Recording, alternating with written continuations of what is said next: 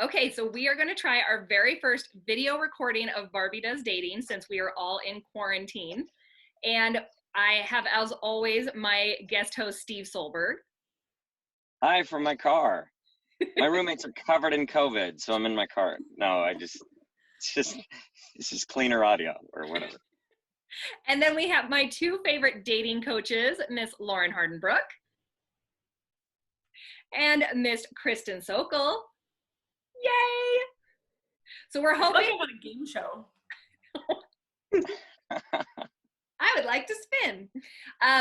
Okay, so we are going to talk today about dating during COVID because, in my opinion, one of the things I have realized with being so isolated as a single person is how unbelievably lonely I am and how much I would love to be in a relationship.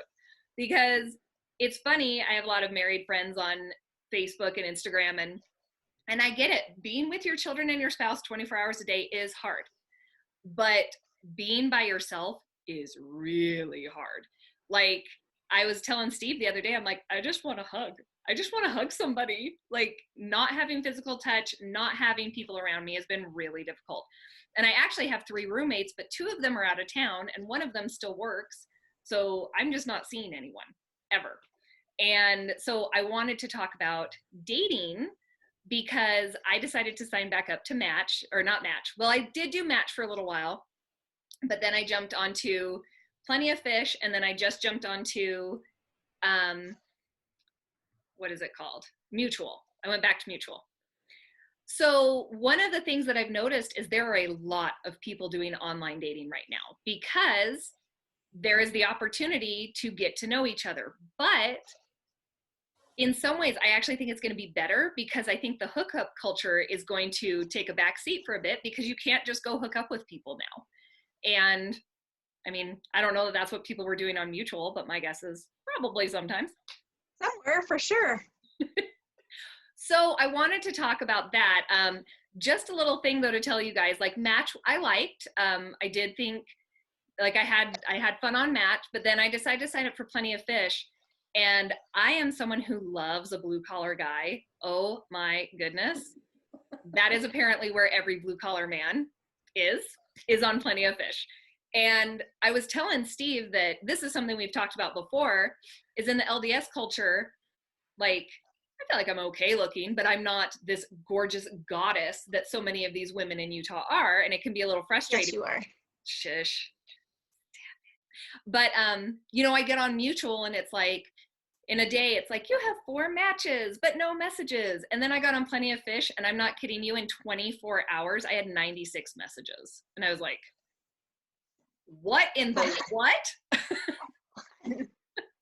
So anyways, I have been doing an experiment with Mutual, and I took Kristin's advice and I paid the $13 a month so that you can see who's already liked you, and what an amazing feature that is. Worth every penny.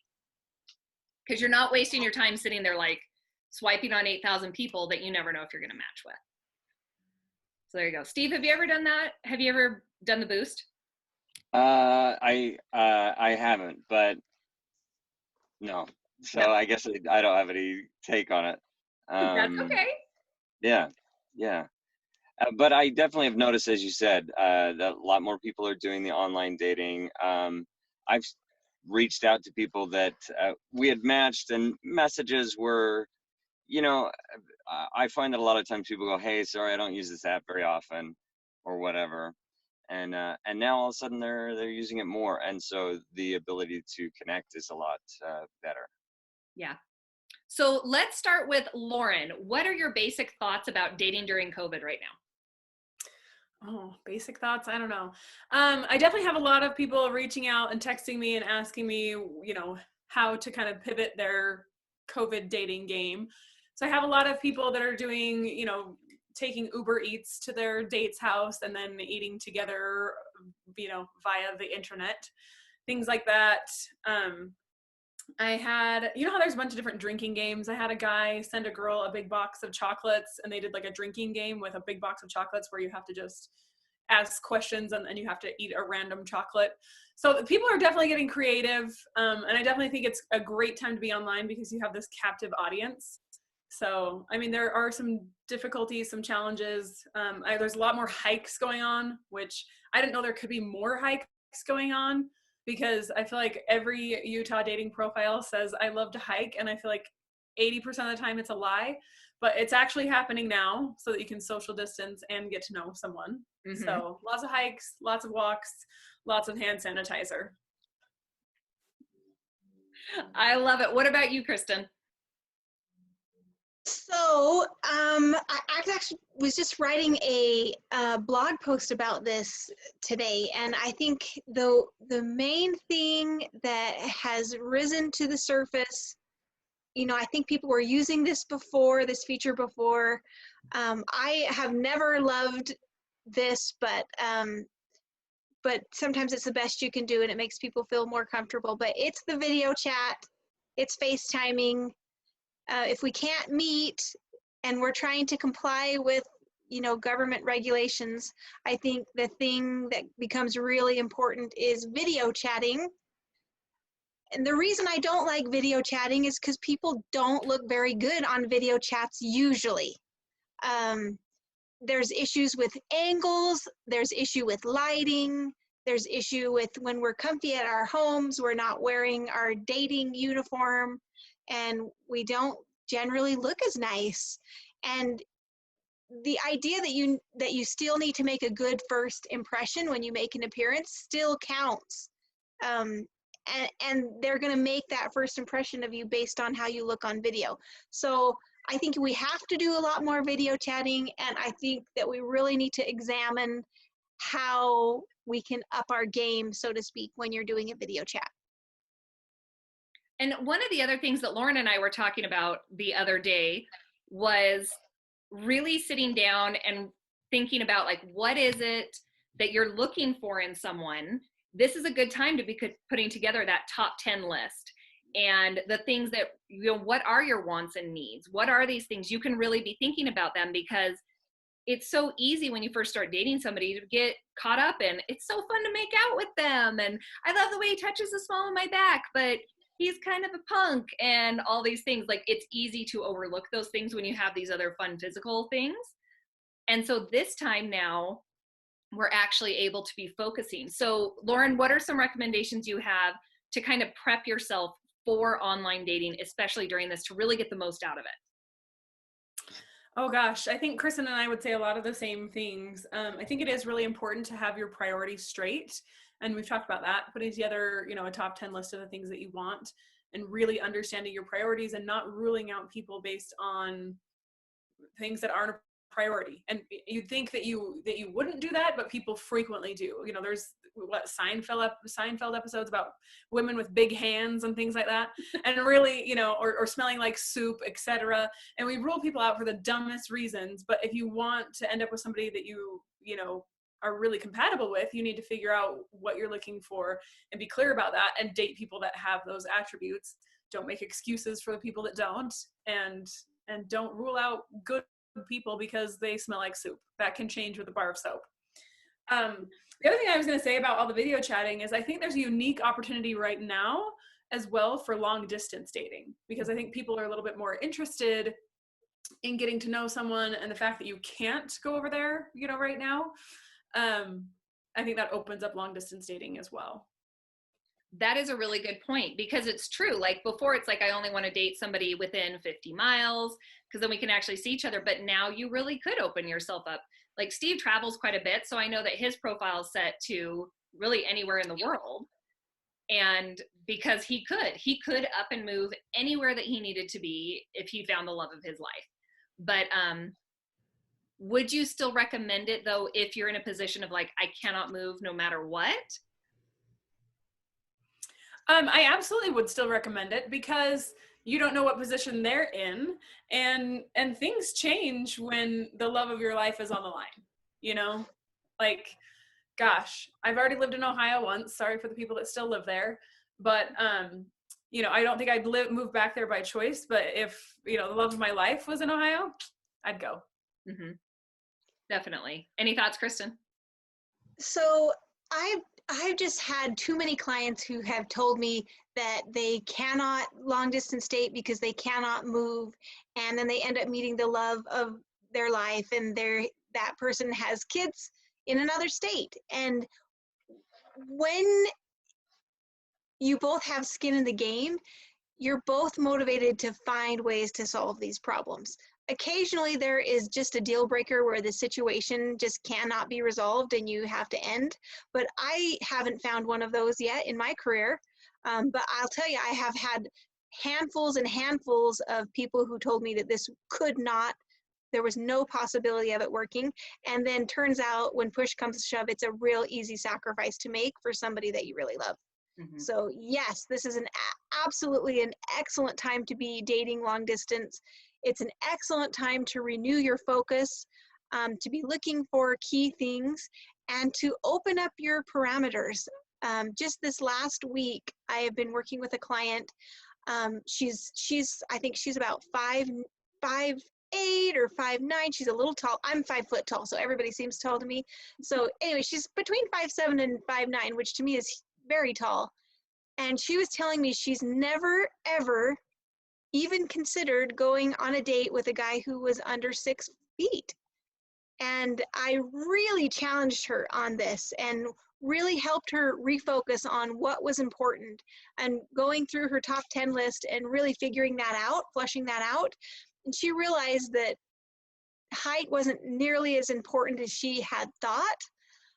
So she experimented with this idea and started reaching out, started messaging, connected with a really great guy who was, guess what, 5'8". And he was awesome. He had all the things that she wanted, and she was so happy that she had decided to be a little bit more open. And we'll see where it goes from here. But now that she has done it once, I feel so excited for her that the world is covered with men who are under 6 feet tall who are great.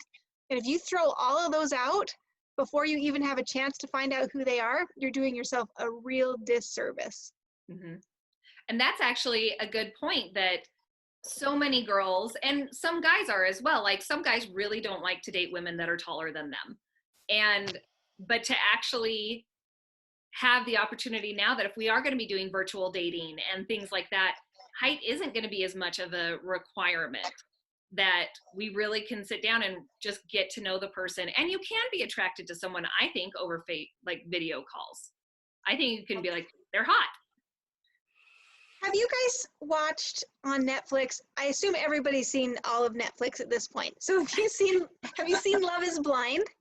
I haven't yet. Steve, you watched it though, right? I started the first episode, and it was very intriguing to see. Episode 1, people were like, well, I hope I'm not spoiling it, but they were like proposing, which seemed a little fast to me, but the maybe even a lot fast. But the connections were interesting to see how much these people would just get through just talking. You could see them hitting these emotional notes. Really, I think it enhanced it a little bit. You know, we talk about how much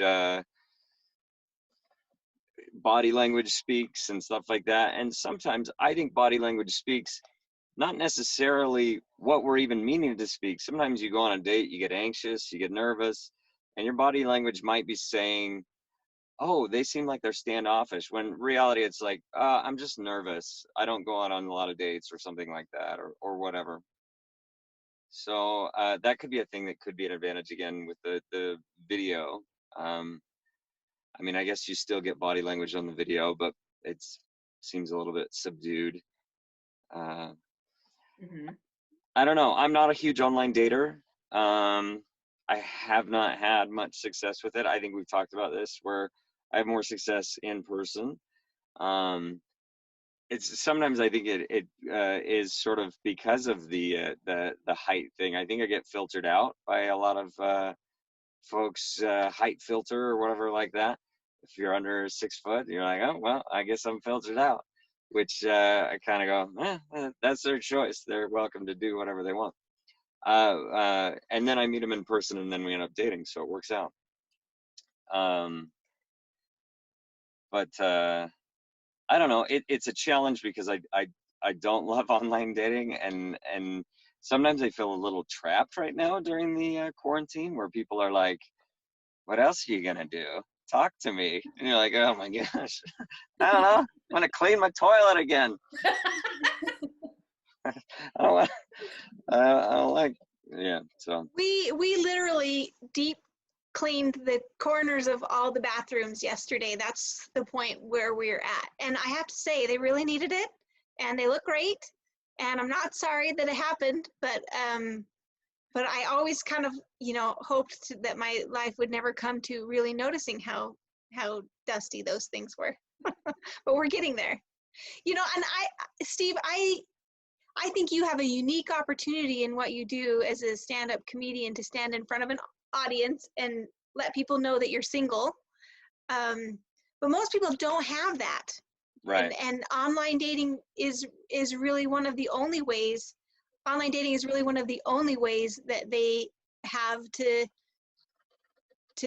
put their vibe out, so to speak. And it's an important tool, especially right now.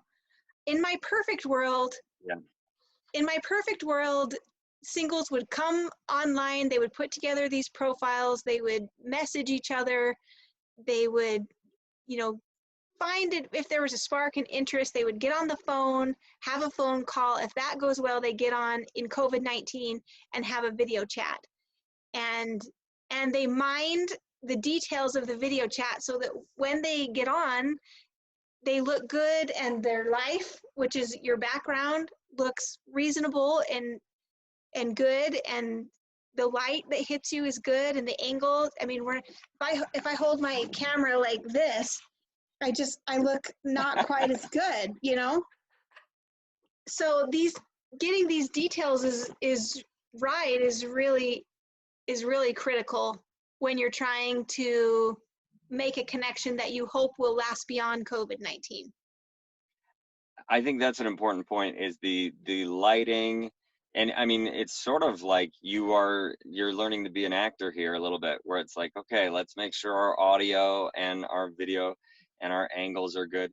Barbie, and of course, I clearly have done a great job with this, where I'm in my car. I'm at a great angle right now. But Barbie does a great job with this. Today especially, she looks beautiful, and I believe you're like you did the do you have like some lights or just natural lighting or whatever? You just figure out how to do that? Oh, sorry, let me stop talking. You're What's your exposing secret? her trade secrets. I know. I feel like, yeah. You're totally fine. Like, it's perfectly fine. Steve and we did a test call the other day on Zoom, because I'm like, I think we should do the podcast this way going forward. So we're doing this test call, and he's in his room at this weird angle because he just didn't think anything of it. And I'm like, hair and makeup done, and I'm in front of my couch, and I've got like natural light, plus I bought an additional light that has warm light filters, and I have it all this, and he's like, oh, that makes a difference. But I think it's funny because poor Steve is so used to seeing me, because we're friends, that I just look like a homeless person every time he sees me, that I have no makeup on and my hair isn't done and I'm just doing whatever. And so when I actually put on, and so thank you for saying I look beautiful, Steve. That's so sweet of you, because I think it's probably just such a shock that I put some effort in. But you always do. It's just today's there's the glow, there's an extra, like, you're just the best. Extra pizzazz. Well, we can always talk about how handsome Steve is. It's a very weird topic. So what other thoughts do you guys have? One thing that I have noticed being on these dating sites is how desperately so many, I only see the men's side, I don't see the women's side, but how desperately they need professional help in the dating world. If I just say professional help, that sounds really bad. I mean, some need that as well. But the amount of up the nose profile shots that I have seen It is startling. There is one, I of course will not rat him out, but there was one, and every picture, I'm not kidding you, we'll do what she did. It was this, and he had long enough nose hair that it was coming out and curling around his nostrils. And I'm just shocked that they're like, this is gonna get me a wife. Yes. Oh, shoot. Yeah. I think there's a lot of people that, you know, we always recommend a photographer, right? And so it is important to look nice when you're doing these video chats. But I think one of the other things is that, you know, there's a lot more emphasis going on the conversation end. And I think that that's terrifying for people that are awkward, right? Maybe me, maybe I'm awkward. But I think that can be really scary. And so I think one of the things that you can do is, you know, focus on some questions that you like to ask, focus on what I call doing the deeper dive. So instead of just rapid fire questions, doing some follow-up, you know, oh, how did you get into that? What do you like about it, etc. And that's more of a conversation flow. And then for the people that you're really looking to develop a relationship, at some point your conversations need to move past surface level things and you need to start to get vulnerable and have this exchange of vulnerability. And I think that that's an important thing to remember as you continue to video chat, because I think most people, you know, that have a video chat period of their dating, it's usually a pretty surface level place. So it's important to remember to get out of that and actually exchange real information and be vulnerable with each other so that you can actually develop something. So do you have specific questions, like especially in the first getting to know you couple of days, that would help with vulnerability but keep people intrigued? Like, are there certain questions that you think should be asked? Gosh, in the first couple dates, I don't know. I think I like to focus more on the transition to more of the vulnerable topics. Like one of my favorite questions is, if you could change something about the way you were raised, what would it be and why? Because I think you can actually retool that question for lots of different things as you're doing a deeper dive and really getting to know somebody. Like, what would you change about the way that you're raised regarding discipline and why? What would you change about the way you're raised regarding finances and why? You know, and obviously those are like a little bit deeper questions, but I think you get it's kind of this sneaky question, which is like, hey, how do you want to live the rest of your life without being like, want to get married? Because that hasn't worked for me. That's my approach and it's not working. Right. Just, hey, want to get married? Yeah. You gotta get people to have a little skin in the game first. Kristin, do you have any thoughts about that? Yeah, a couple things. First of all, you know, you meet online, you exchange a few messages, you get to know each other superficially. It seems like it's a go. Anyway, we end up face to face, right? So we've already had some of the superficialness. It really, if you're connecting, especially face to face, like via video or even a phone call, this is your time to escalate. And I've heard Lauren explain it before, so this is totally her stuff, but it's like we're climbing a ladder together. So you up the vulnerability this much, and then the person should meet you there. If they do, hopefully they'll raise you and you'll meet them. And then that's how you want to do. So you want to make sure your questions are going to peel back enough of those layers that you're going to be able to share some of the real parts of you. And as far as what questions are the right ones to ask, there was a New York Times article, I'm sure all of you have seen it, a couple of years ago, called the 36 Questions to Fall in Love. That is a really great tool and a great asset. And I'm sure somewhere on my website, I have my own retooled list of 25 questions that I think are great to elevate the vulnerability, but in an appropriate manner. Like, you know, don't tell me about the weird uncle or any inappropriate things to talk about in the early phases of a date, but just ones that will help you understand your date's map of the world, help you understand their motivations and how they arrived at some of the conclusions that they live their lives by. And if you ask the right kinds of questions, you're going to start to discover who they really are and how they got to this point, and be able to decide if you are interested. Mm-hmm. And I hopefully, remember, go I ahead. remember doing that with roommates. Do you remember doing that? I remember when I was choosing roommates, I used to be like, so tell me what are the most annoying things that other roommates have done? And I had this one girl that was like, well, I had a roommate and she refused to vacuum every day the way that I asked her to. And I was like, Roger, we're never going to be roommates. It's never going to happen. The way that I asked her to, that just sounds so Yeah, weird. like every day. And, I don't know what kind of carpet lines she wanted, but she wanted them very specifically. And I was like, got it, loud and clear. We're never going to be roommates. Steve, do you have any favorite questions that you like to ask your dates? Yeah, I mean, I like to be spur of the moment for sure. Sometimes I ask really stupid ones. Like I used to ask, oh my goodness, I haven't asked this in forever, so I don't know why I'm saying this. 10 years ago, I used to ask, would you rather be the captain of the nerd team or sit the bench on the nerd team? Because I felt like that said whether they enjoyed being somebody who would take charge in a situation or just kind of sit back, or also if they were self-conscious about being a nerd. I don't know. It was a weird question. I think it was more just for giggles, and also so that I could say that I would be the captain of the nerd team, because I like that idea. I think if you do something, you should do it well. One of the questions that I've seen, I don't know if this is on my list or on the New York Times list, was if you could live to be, the age of 90, would you rather retain the mind or the body of a 35-year-old? And I think that tells you a lot about what's motivating or what's driving somebody. So I think that's a very similar question, Steve. Yeah, I like that. And I think it made me think right away, like, am I going to be very senile when I'm 90? I feel like maybe I want to have a sharp mind. I won't have a 35-year-old body though. That's just how age works. But yeah, that's a fun question. And I don't know my answer yet. But yeah, I like silly questions because the levity of it, I think removes some of the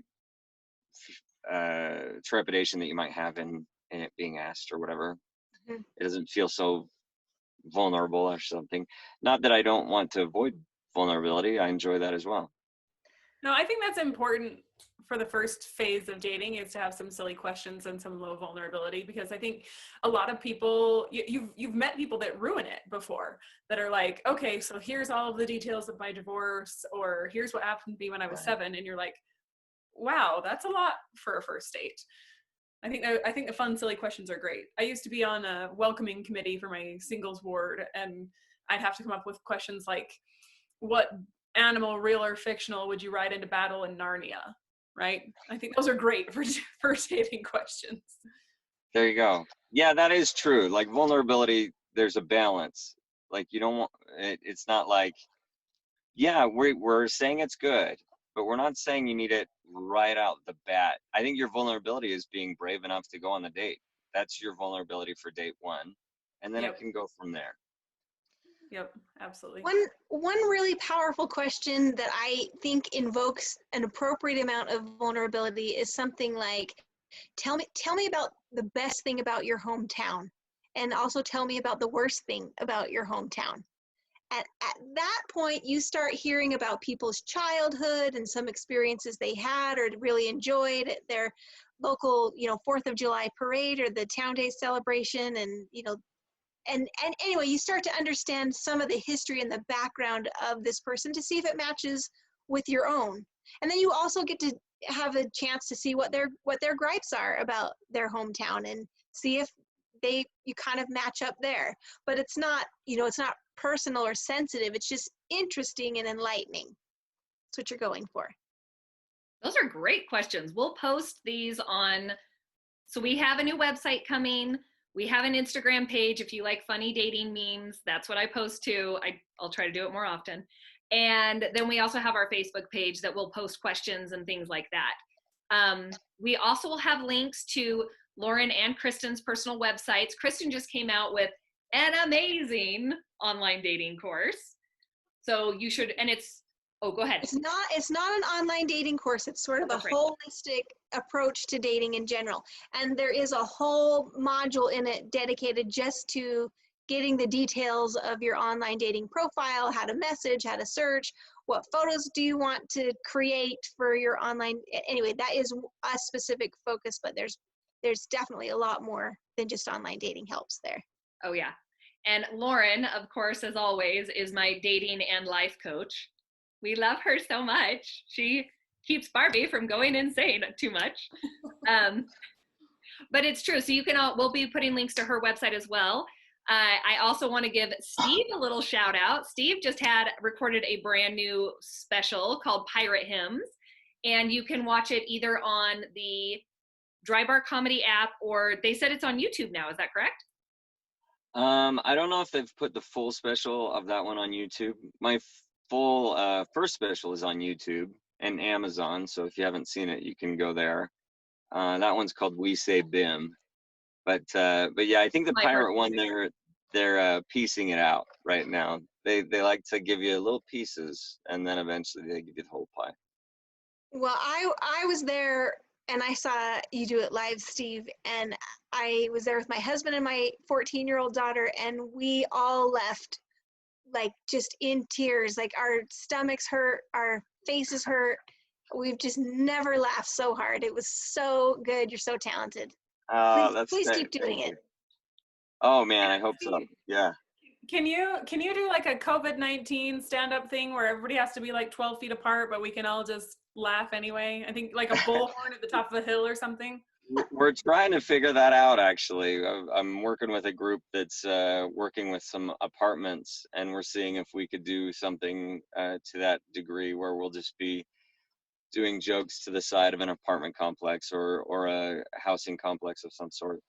Well, so we'll let see. us know wherever it's going to be, and I will stay an appropriate distance away from everyone so that I can come and laugh. That would be awesome. We lost Kristin. She's out of here. She decided she's done with us. Okay, so that is all of the amazing recommendations that we have, but I cannot encourage everyone enough. Go on there and create a profile and start getting to know people, because there has never been a better time and more people online. I cannot believe the amount of people that are online right now. Hey Barbie, can I give a few little tidbits of my 2 cents? Yes, please. Now is the time. If you have ever online dated before and failed, please come back. If you have been online dating for years and have grown tired of it, please take it seriously, because there are all kinds of new users. People have come out of the woodwork, and they are all convening on these dating sites. Oh, can you hear me now? Yep. Can you hear me? Okay. Everybody is converging on these dating sites all at once. So there's new users. If you're tired of it, just find the strength within. And please, pretty please, I know you're not going out to eat as often. You have the money to pay for the upgrades. Pay for the upgrades. They give you such a huge advantage. And it's like, what, $12? It's totally worth it. Yeah. You've got to get on those sites, and you've got to give it a go. You know how we usually have like a baby boom after a blizzard or a snowstorm? I really think we're going to have a boom of weddings early in 2021, of these people who have developed connections online, who have taken the time to video chat and really forge a really deep connection, and that when we finally can meet in person and express our affections, it's going to be love. So now is the time. Don't wait. Go, Kristin. Lauren, any other final thoughts? Oh, we may have lost Lauren. Okay. Can I say a couple more things? Yes. Do we still have time? Yeah. Oh, she's back. Okay, so here's what I want to say. These are my final words. Video chats. Take your angles seriously. Make sure if you need to build up like 25 books under your laptop, which is what I'm currently doing to be at the right angle, do it. If you need to sit 3 feet in front of a natural light source, a window, and like put a TV tray and a chair, then do it. But do whatever it takes to look so the camera is eye level with your eyes.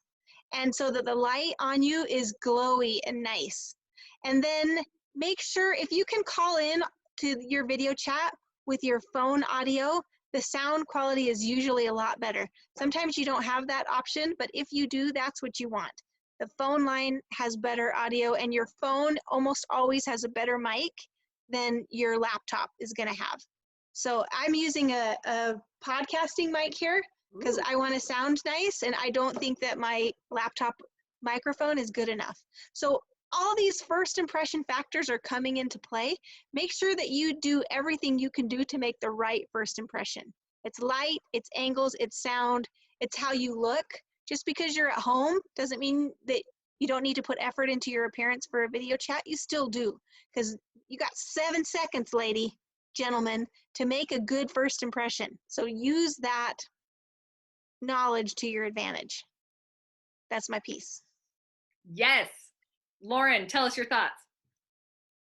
Oh gosh, I don't know if I have any final thoughts like that. I love the 36 questions to fall in love from on the New York Times article. Go look that up.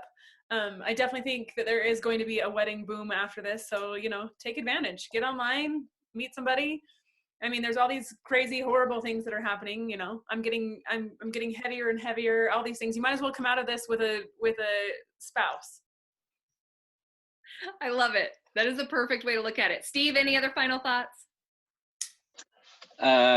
It's a great time to even work on yourself too, I think. Like we talked about cleaning the corners of the bathroom and stuff like that.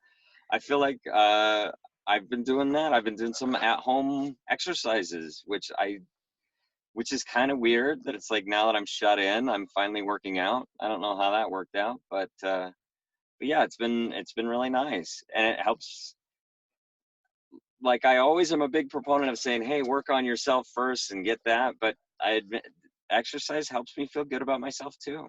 So it's include that in your morning or your daily routine if you can.